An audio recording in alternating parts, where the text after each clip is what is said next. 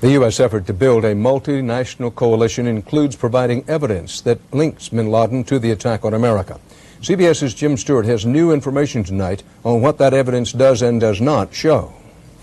U.S. officials say they do not yet have courtroom-ready evidence that Osama bin Laden ordered the September 11th attacks, but confirm they have provided American allies evidence that bin Laden and his lieutenants had foreknowledge of the hijackings. Officials theorize that bin Laden's operatives approved the broad outlines of the plan, including its targets, at meetings in Germany with several of the hijackers. It's believed, however, that bin Laden left the exact date of the attack and the flights to be hijacked up to Mohammed Atta, the presumed ringleader and ground commander of the dead terrorist.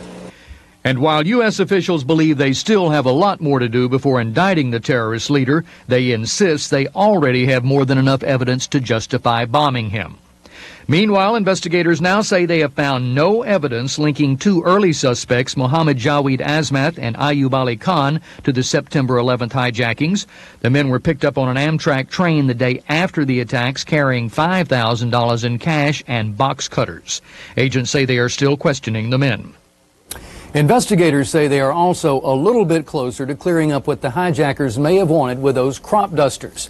After discovering no evidence that the men had access to any chemical or biological weapons, no evidence they were trying to obtain equipment to process such a weapon, and no sign they had any training for such a job, one official thinks a more likely explanation is that the crop duster was just an alternative plan, a smaller flying fuel bomb, if you will. Dan? Jim Stewart in our Washington Bureau.